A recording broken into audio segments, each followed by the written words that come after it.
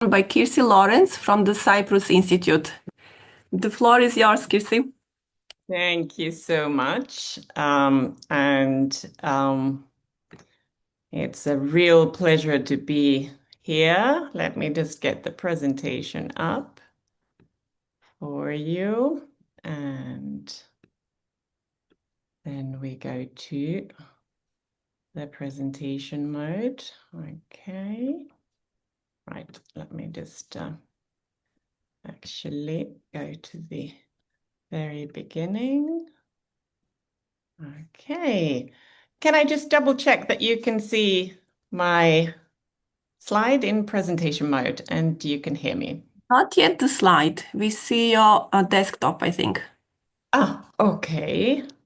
Let's stop sharing. On my computer, it shows that it's okay. So let's try again. Wonderful. Thank you. Okay. So thank you very much for having me. And whatever time it is in your time zone, participants, very happy to be here today with you and happy that you have been able to join. And I look forward to engaging questions at the end of this presentation. So do jot down questions as we go along. And cultural heritage is, of course, something that we all know at least a little bit about. It is our common human heritage.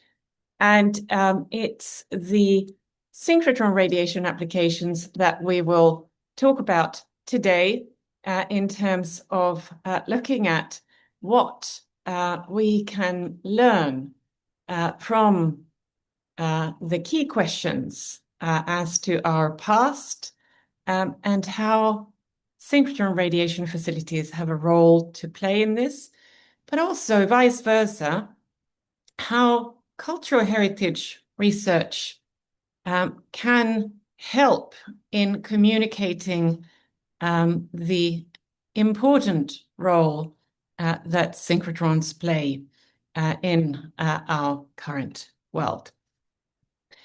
A people without knowledge of their past history, origin, and culture is like a tree without roots. This is what Garvey said. The image there shows the Roman city of Jerash in Jordan, where the Sesame synchrotron is located. So heritage is really about grounding us. And we'll look at a little bit what cultural heritage is. Then we move on to looking at the role of synchrotrons in cultural heritage research, particularly with the examples of Sesame and the African Light Source Initiative.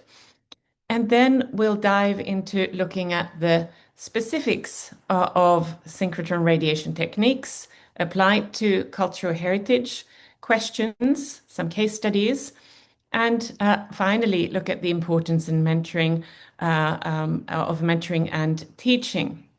And all of these domains, these aspects, I hope find resonance also with what you are engaged in your specific domains.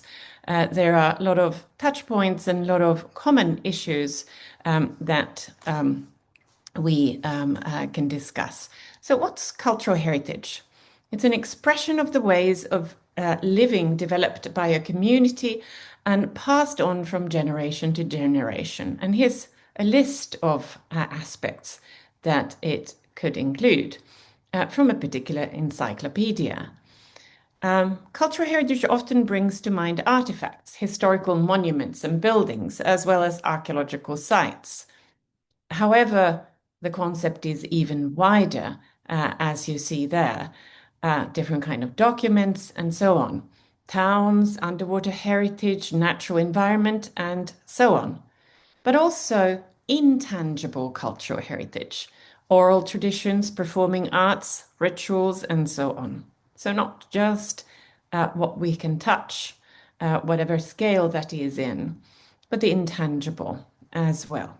So not only limited to material objects, but also the intangible.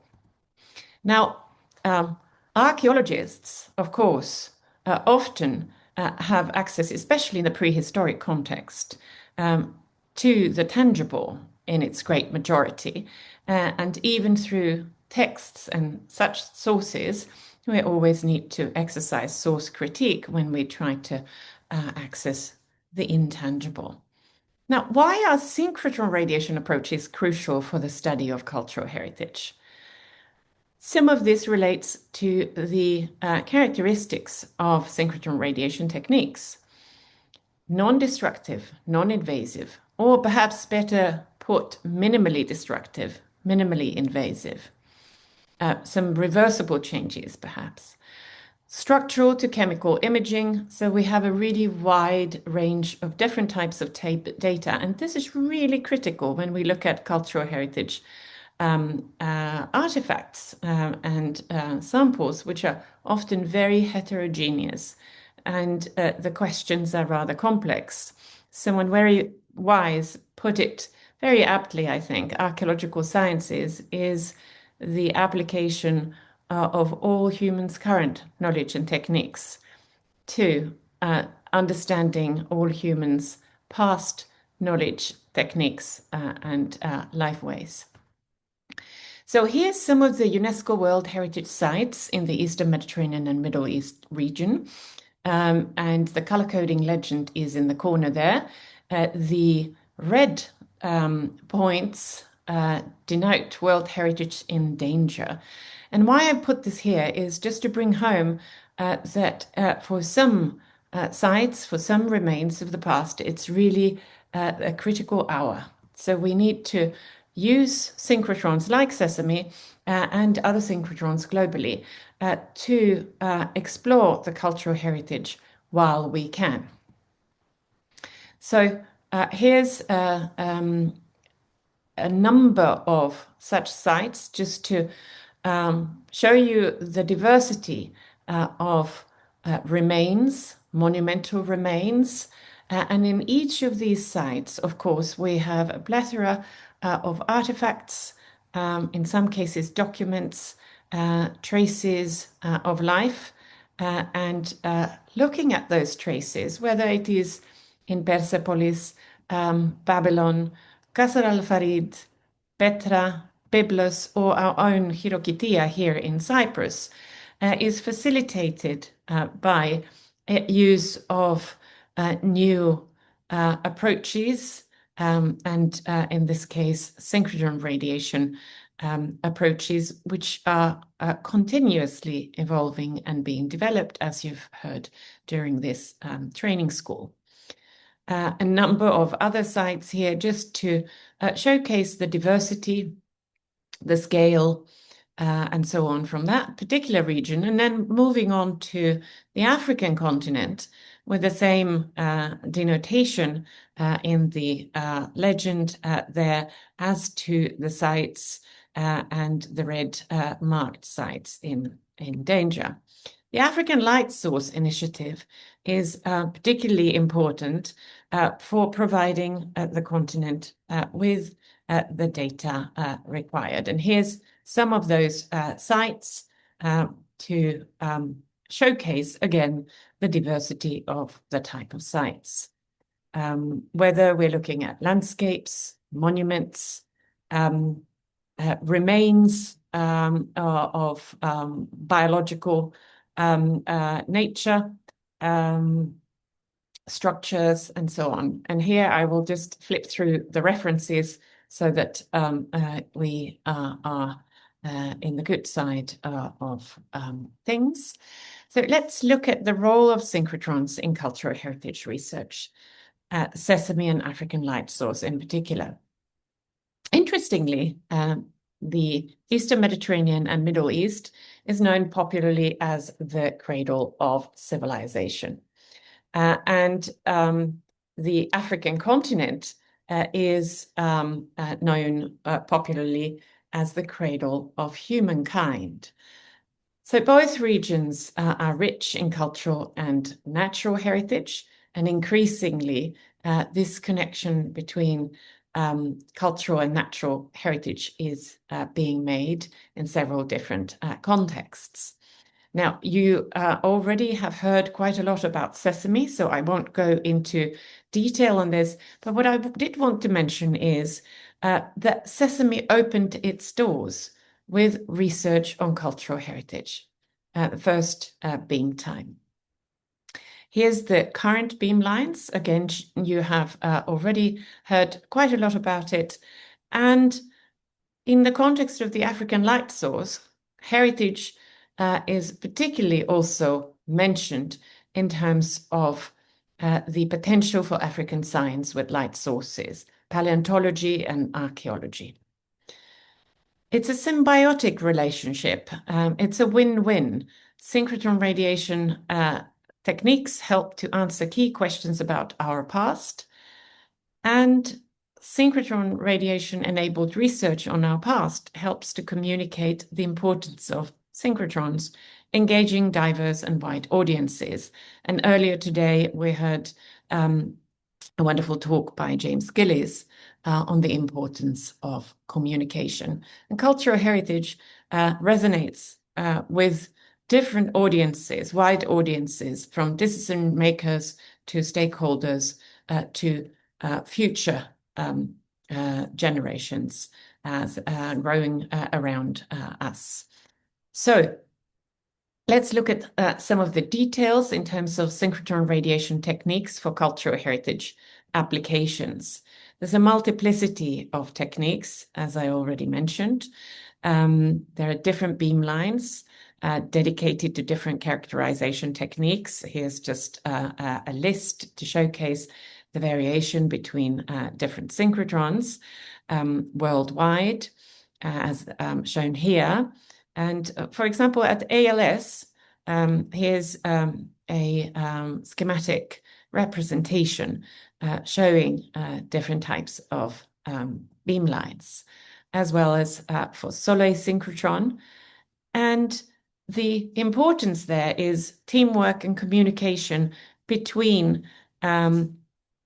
the synchrotron radiation technique specialists and the cultural heritage specialists, so that together as a team we can explore which key questions require which techniques. And I purposefully use the plural as very often we need a number of techniques to address questions. And of course, I should mention here that the key thing, as always, in obtaining beam time at synchrotron facilities is to exhaust all other possibilities in the laboratory context, showing very clearly in the beam time proposals that synchrotron radiation is absolutely necessary for answering the particular key questions at hand. And even in that process, it's really important to engage with the beamline scientists. So core techniques that often appear in the context of synchrotron radiation enabled approaches to cultural heritage and archaeology include micro-CT, infrared spectrum microscopy, X-ray fluorescence spectroscopy, as well as X-ray absorption fine structure. And there are further techniques such as SAX, XRD, and so on. There are many relevant beamlines worldwide. Here, a publication from 2021 by Giannoncelli and others to showcasing in table format the different beamlines used for cultural heritage. Sesame synchrotron has 4 core techniques available for cultural heritage applications: infrared, XRF, XAFs, and micro-CT, SXCT. And this is a really wonderful context because then one can really explore different types of materials with those key questions in mind, ranging from pottery and ceramics to artifacts of unknown materials, plant remains, animal remains, human remains, and so on.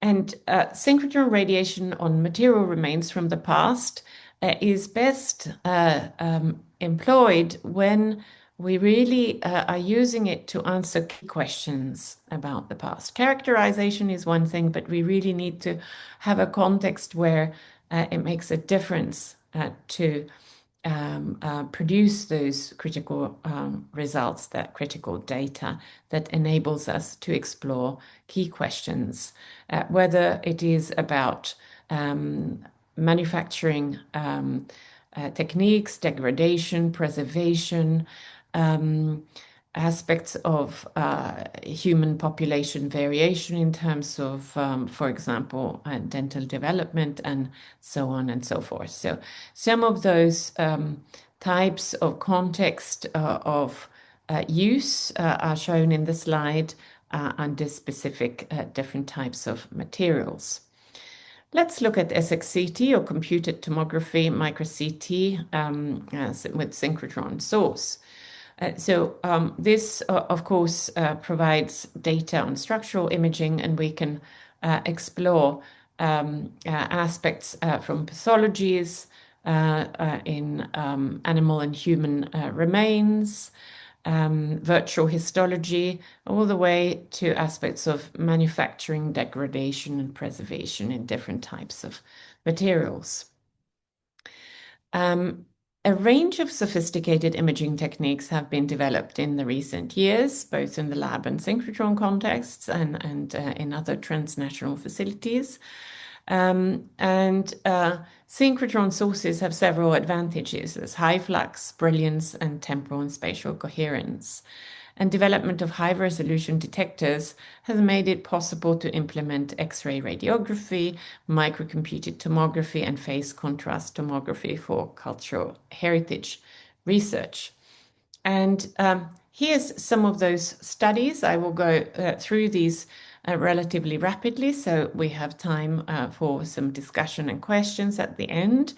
For example, tooth cementum annulation is used by anthropologists to decipher age at death and stress periods based on yearly deposit incremental lines in the tooth cementum. And in this case, ID 19 was used at ESRF by the group referenced in the bottom right corner. Here a little bit of more detail showing the cementum, the outer part there, and the dentine. Another entirely different context of application within the context of cultural heritage is this violin, a historical violin. And it's the synchrotron approach in terms of SXCT, micro-CT analysis, allowed identification of the internal wood grain pattern unique in each instrument. And this is particularly important in terms of verification of authenticity and in the context of protection against loss, forgery, and so on. This work took place at Elettra. Here, another study, historical architecture in Korea, wood identification. So virtual histology of wood from a historical building. And this work took place at Spring 8 in Japan.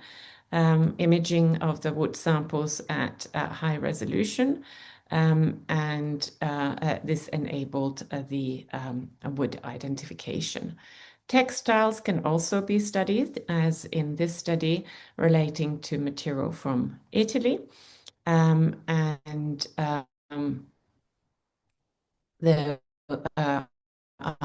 particular copper corrosion phases that researchers looked at in this case. Differentiating between whale bone and terrestrial animal bone was the focus of this particular work by Vercouter et al. and it's a very important differentiation in the context of understanding the ancient Paleolithic lifeways. Plant remains, particularly in terms of seeds and looking at, in this case, the Indian horse gram, the domestication. So looking at the thinning of the seed coat, and that is important in the context of exploring domestication, which is, of course, one of the key questions that archaeologists have been focusing on for more than 100 years in different regions of the world. Microfossils is another type of remain that has been looked at, showcased here. Let's look at infrared next. So infrared can be used to characterize compounds. And here the example comes from Elettra, looking at paintings, looking at identification of binding media, as well as identification of different compounds and their localization, pigments and the technology used to prepare them, alteration and corrosion layers, identification of organic coatings to protect silver, the metal foil, gluing layers, and the reaction compounds in altarpieces, and so on and so forth. There are many, many studies in this domain.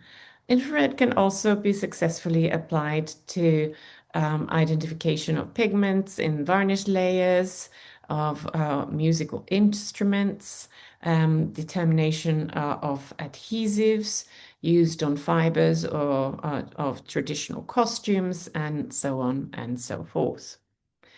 And here are a few other case studies for your information with references to follow up. Infrared can also be used to look at human remains and evaluating long-term alterations, both in terms of the human animal as well as non-human animal remains. And this is critical in terms of the process of selecting samples for often destructive analyses that give key information on isotopes and so on and so forth. X-ray fluorescence. Synchrotron radiation, a micro-XRF, enables mapping of localization of metals, whether it's in material culture, human bioarchaeology, animal remains, or plant remains. And I'm particularly interested myself in human heavy metal exposure. In the past, the exposome has become more and more important in the EU context as well, with new funding calls coming up on this domain, both in the present context and features very, very high up in the challenges of the World Health Organization as well. So that also showcases the relevance of archaeological research enabled by synchrotron radiation facilities to our current challenges in our current world. Here's another type of example: manuscripts, and particularly a palimpsest context where a text that the original text on a document, not visible currently otherwise, has been coaxed out with the use of synchrotron radiation XRF. In this case, an underlying older layer of writing was discovered. The combination of different synchrotron radiation techniques is very powerful.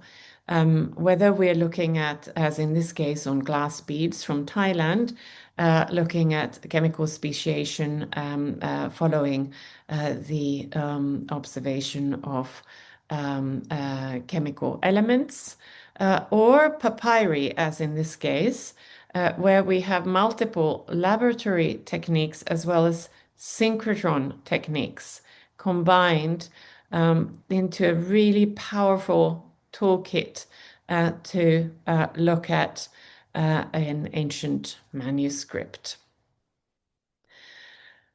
Let's look at human metal exposure in the past in a couple of contexts. And again, you can follow up in more detail if you wish. So as mentioned, synchrotron radiation micro-XRF enables mapping of the localization of metals found in cross-sections of, for example, human hair, which, yeah, as you may appreciate, having kind of a reference sample on your head is very, very small in size, and this type of data really cannot be obtained in the laboratory. So what is important when we're looking at archaeological and cultural heritage material is to appreciate what is biogenic, what was ingested, inhaled, or absorbed through the skin and then made its way to ancient human tissues, biogenic, from the diagenetic. Of course, these remains have been, so to say, sitting in the soil, in some cases for thousands of years, and we need to account for diagenetic changes.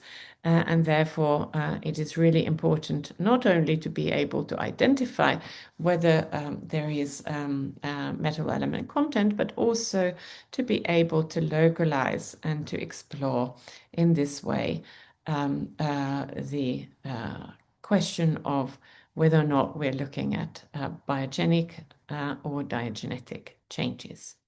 So in this case, the site of Şehresuhte, which translates as the burnt city due to the traces of burning in some of the monumental architecture there, from the present-day Iran, I was able to obtain some human hair from this ancient site, over 5,000 years old. And this site is located along ancient trade routes, part of what we later term as silk routes.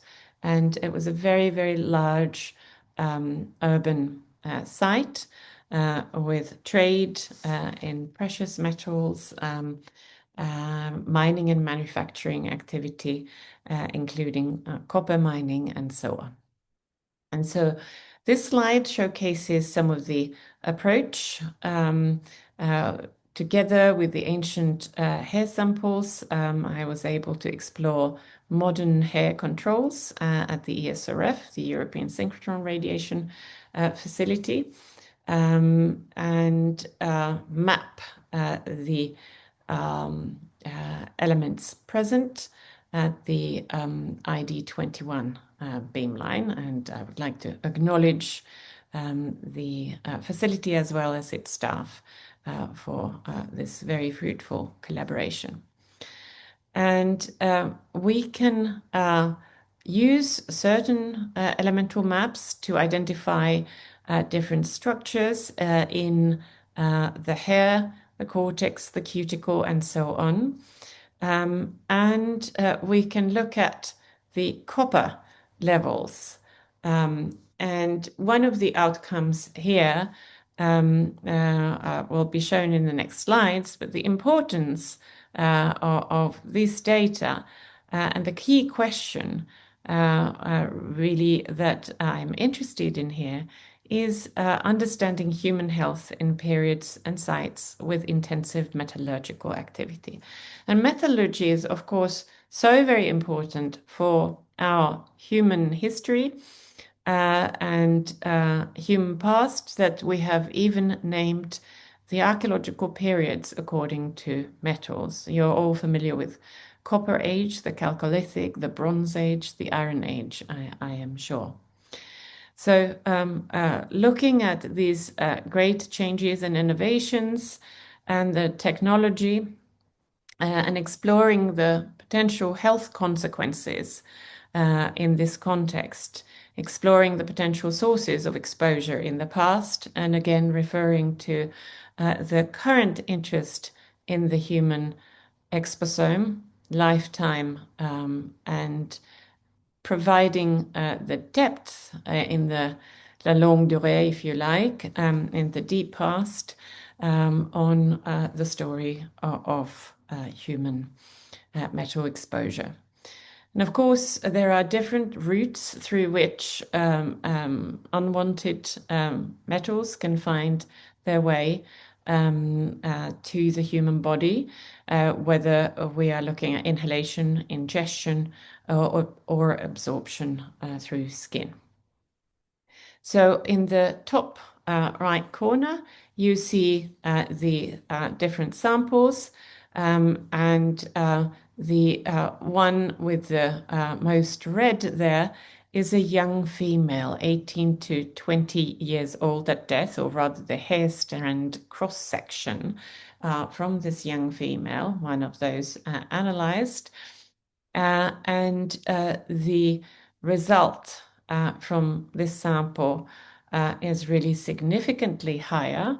All individuals on the site seem to have some background exposure, but particularly this individual. And of course, we have multiple different interpretations, and I'll let you ponder on what you would find most sophisticated, logical, or simple. All criteria when we're looking at our interpretations.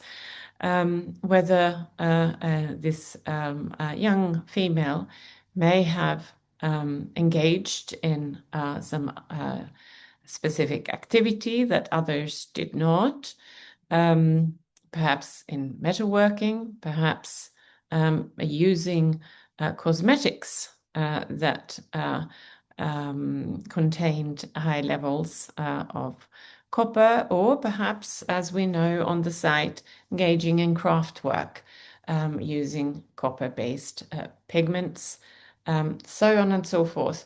Probably less likely that it would have been legacy soil contamination or coming through foodstuffs and water, as this could have been more widespread as to all the other individuals. So we have differential exposure here, which is really very interesting.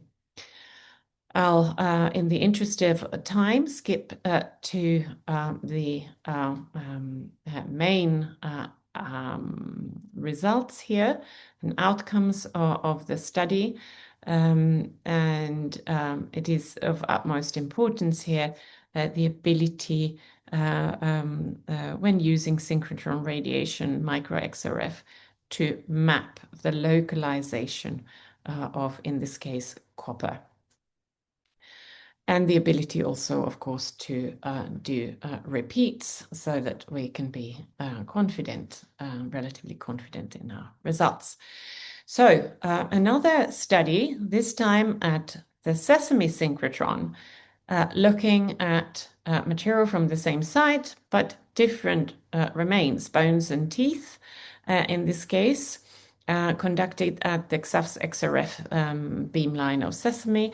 And I would like to again thank the facility and the staff there, particularly Mesaud Harfouch, for his role in this study, and of course in other contexts, Latif Ullah Khan, who both have delivered, of course, lectures and training within this training school.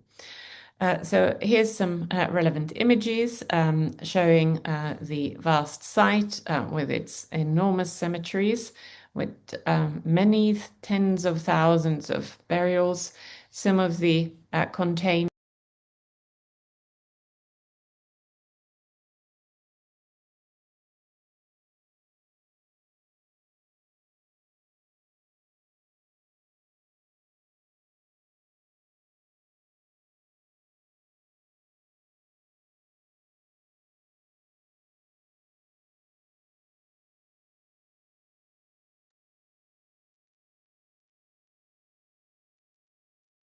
Kirsi, I cannot hear you. You're muted. Kirsi? Yes, okay, Good. can you hear me now? Yes, yes. Yeah. Some message appeared on the screen mentioning that I was muted, but I tried to unmute, but I don't know what the Okay. blip was. You can hear well now? Yes, Yes, yes. Do. wonderful. So what I was just to maybe we go back to the previous slide. Some images from the relevant beamline at Sesame. And what I was mentioning there is we have this context of direct relevance for health, human health today. Heavy metal toxicity is one of the key challenges highlighted also on the World Health Organization materials, websites, and key challenges. And of course, in the European Union Horizon Europe upcoming calls, the human exposome in a wider sense is also one of the thematic foci under specific destinations under health. So here just one of the illustrations how heavy metal toxicity affects humans in the context of reproduction, normal growth and development is unfortunately the result often. So here's some of the data from the study.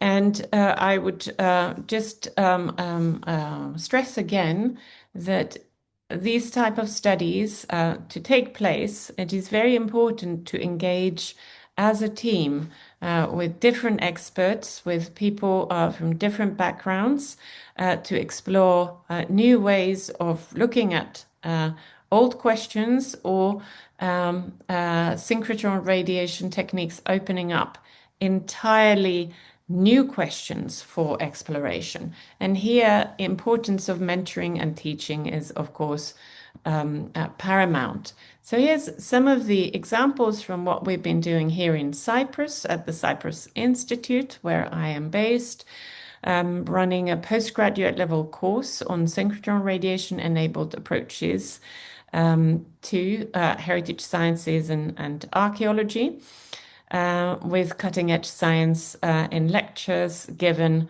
by Sesame Beamline scientists. And the assessment within the course is based on an actual beam time proposal draft that the students participating in the course do. And to my great delight, many of them submitted those drafts to in their final format after feedback to Sesame Synchrotron and were indeed able to obtain beam time of their own. And this all takes place within the master's degree program on archaeological science at the Cyprus Institute. Of course, we mentor also students from other domains across different science domains with material samples. PhD student supervision also takes place in this context, and I'm very happy to be able to state that the first postdoc now who has gone through this route is at Sesame at the infrared beamline, Yuko Miyauchi, who completed her PhD at the Cyprus Institute. And of course, mentoring takes place in multiple contexts, including getting involved in beam times of senior researchers, so student and postdoc participation in beam times at synchrotron facilities. And this is one way that we have found at the Cyprus Institute in collaboration with Sesame and other synchrotrons that works very well. Here's some images from a training school, both in person as well as online efforts. And of course, there is mentoring within projects, and these type of projects range far and wide from archaeologically and cultural heritage focused projects. And in this case, this €1 million project was funded within the domain of tourism. So thinking out of the box is often helpful when we try to look for opportunities. In this particular project, I was able to mentor double digits of people who have then gone on to postdoc work at synchrotron facilities such as Elettra. Now, feeder facilities such as the MicroCT walk-in hutch MicroCT facility at the Cyprus Institute, Biomera platform, can also provide mentoring opportunities. And new this year is the new infrastructure involving lab XAFs and XRF integrated into the MicroCT, as well as some added phase contrast capabilities. And I'd like to encourage any of you who are interested in mentoring opportunities and connecting with synchrotrons, including Sesame, to get in touch, whether or not you're in the cultural heritage domain or any other domain ranging from health to material sciences, because of course the structural imaging and chemical imaging capabilities are applicable in a very wide variety of domains. Here's another illustration. Comelis is focusing on correlated multimodal imaging and life sciences. And within this cost action and its follow-up, Comelis Globe, funded by the CZI initiative, further mentoring took place, and we're currently planning follow-ups. So new projects are, of course, on the way. So if you are interested in past or present human metal exposure, please do get in touch. Contemporary samples are, of course, of interest when we look at the human exposome in a wider context. And again, stressing the relevance of the questions that we ask in the context of the past to our present world, including to the UN Sustainable Development Goals. And as a take-home message, I'd just like to highlight how synchrotron radiation techniques are very versatile tools indeed for exploring key questions in cultural heritage. And it all comes down to teamwork, working together. And you, as participants in this training school, are in a key position in your institutions, in your future careers, as to act as multipliers in your research domains now and in the future to take up the opportunities that synchrotron radiation facilities provide. So let's work together, and I look forward to your questions. Thank you for your attention. Thank you for this really exciting talk. Very, very interesting. We've got a few questions. Maybe I can start and then we see how they develop. From Zahid. Many CH artifacts cannot be transported to a synchrotron. What portable or beamline to sample solutions are being developed to bring synchrotron techniques to museums or archaeological sites?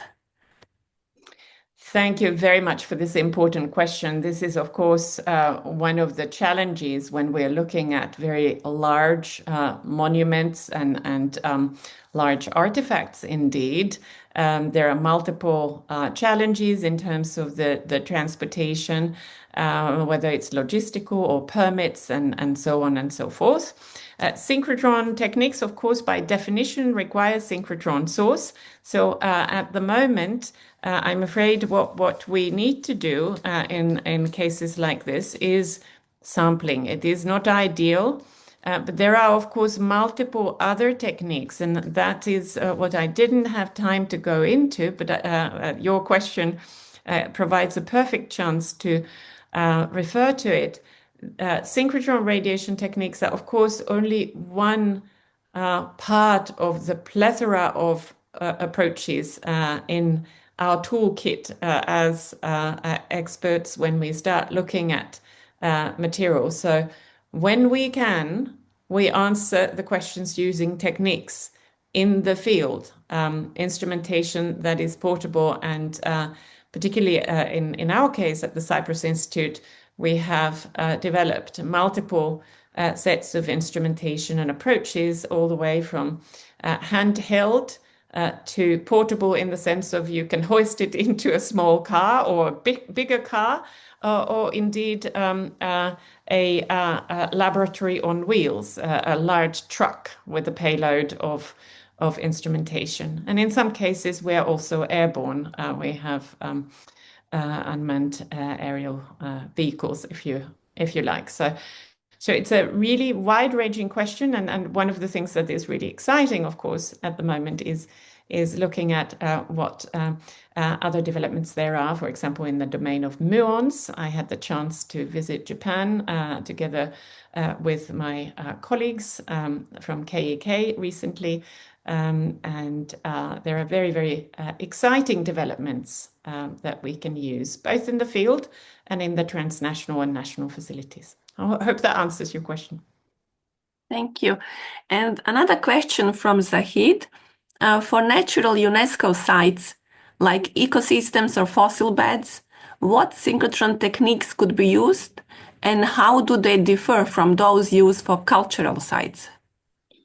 Actually, the range of techniques is the same. When we are looking at structural imaging or chemical imaging, we are looking at a range of techniques from SXCT, micro-CT, to XRF, FTIR, and so on, depending from our question.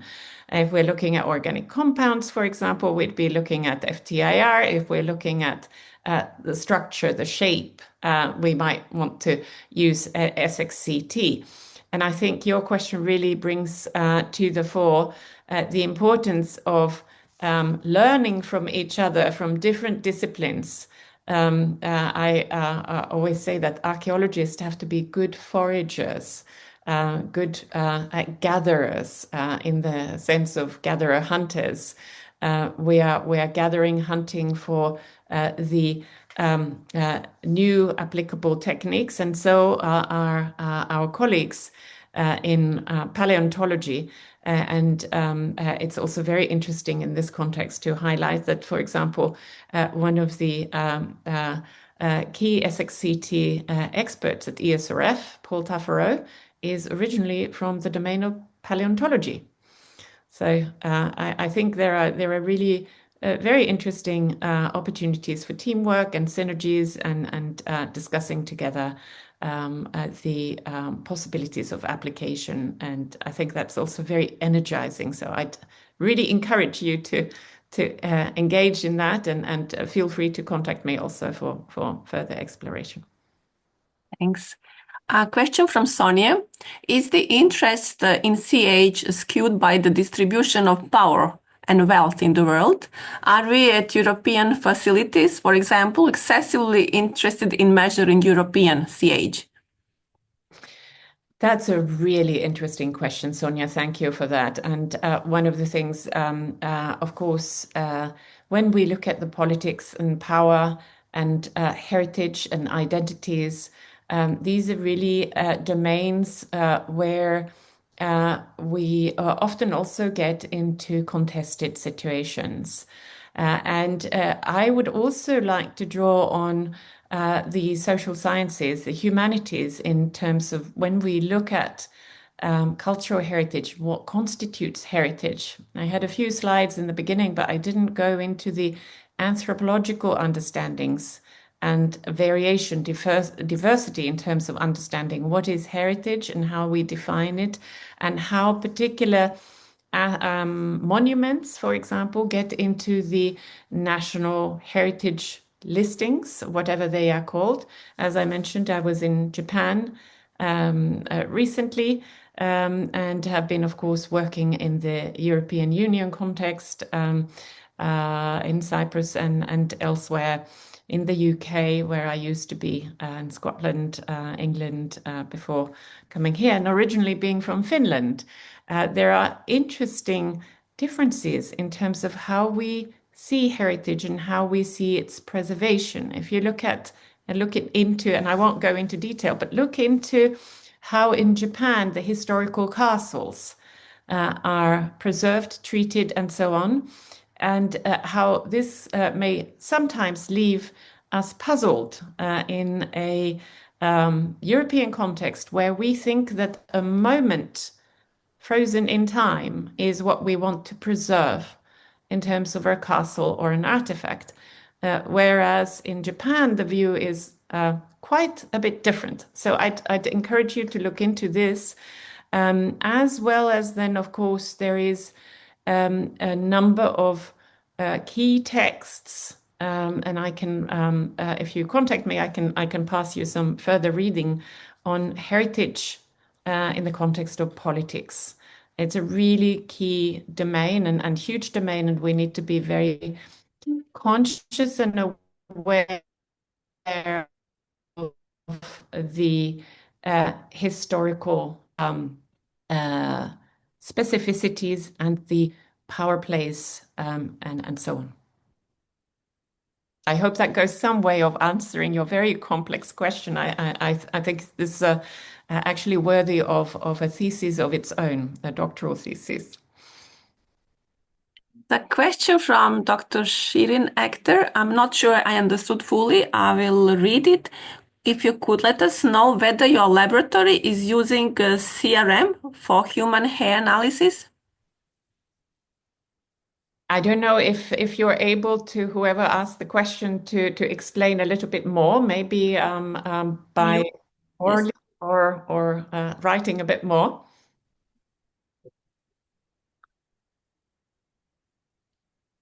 No? Well, I invited to unmute, but okay, no response. Maybe some text. Perhaps we wait for some further information on the chat, if I may suggest, Natasha. Yes. Okay. Any further questions?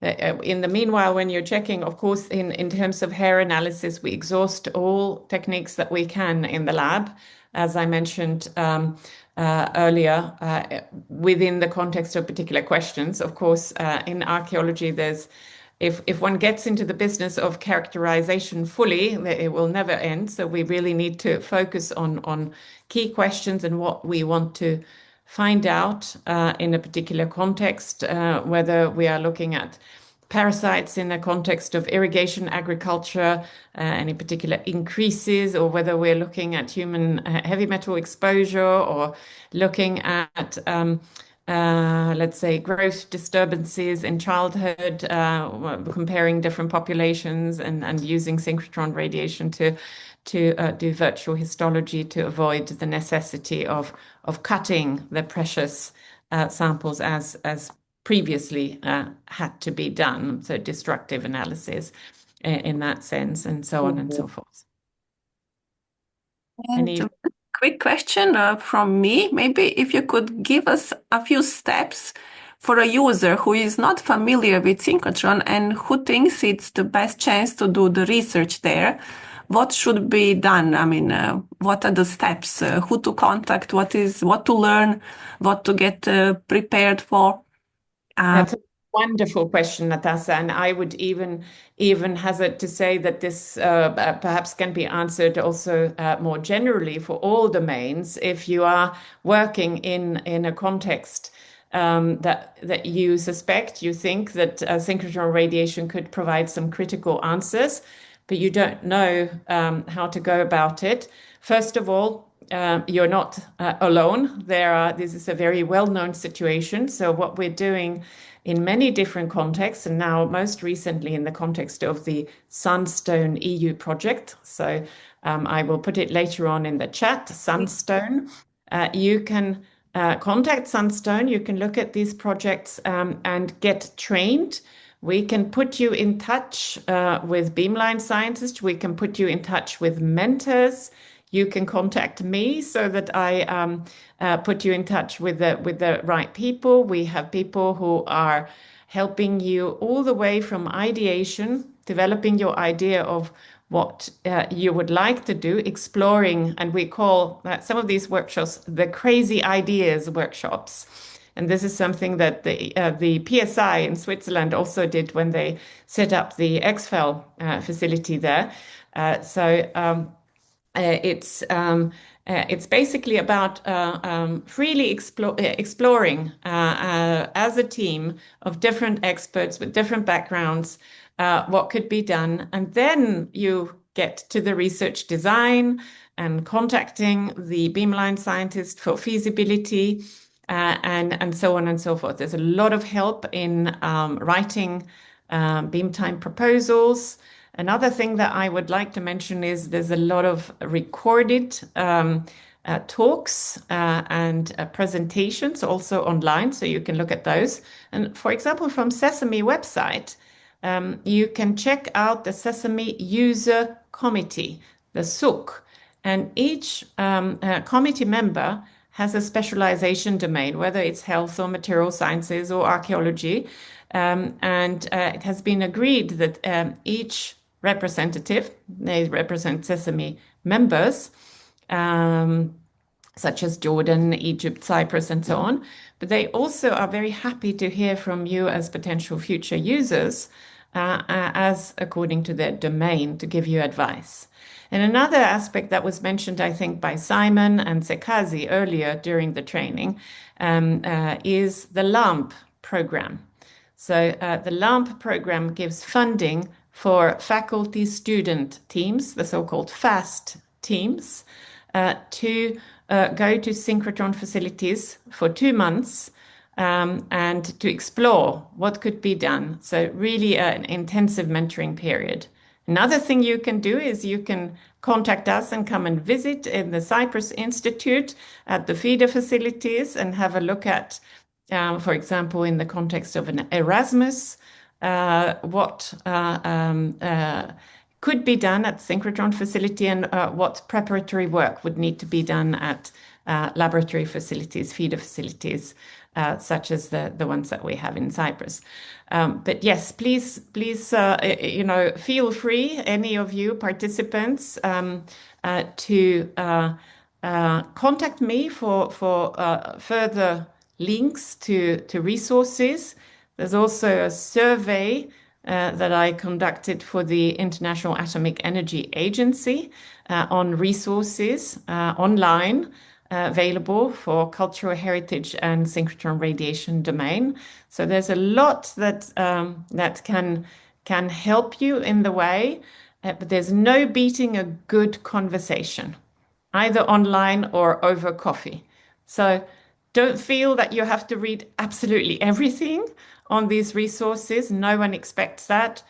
Be brave, contact us, look at the training workshops online or in person that we are organizing under the Sunstone EU project. I'll send a link in the chat and get in touch. And that's how one of the most brilliant journeys in many people's careers started, having a simple conversation in a corridor or over a coffee. So don't be shy, get in touch.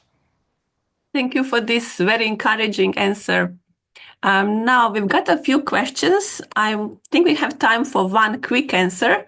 Milos Vujicic is thanking, as many others appreciate the presentation, and he's asking about any latest insider news on the wonderful and thrilling site of Koirokoitia. I mispronounce it probably. Hirokitia, Oh, that was wonderful. sorry.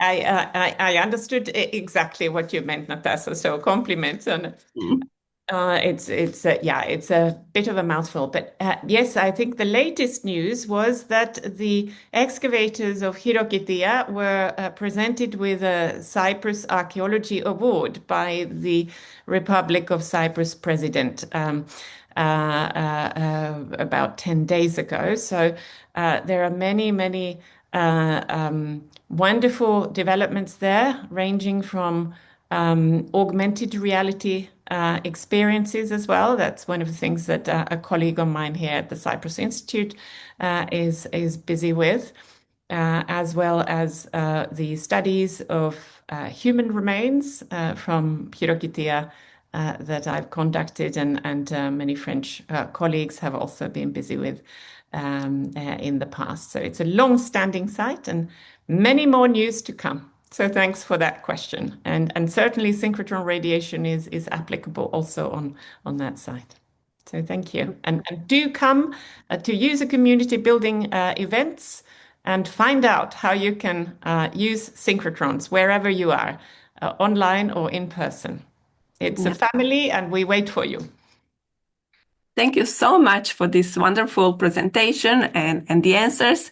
If you have the time, if you can answer questions in chat, or maybe you allow participants to contact you by email, we'd be very grateful. Absolutely. I'll pop my email there and I will go through as many questions I possibly can before my next meeting. And if your question doesn't get answered in the chat, my email is there, so please do get in touch. Thank you so much. Thank you very much for having me. Yes.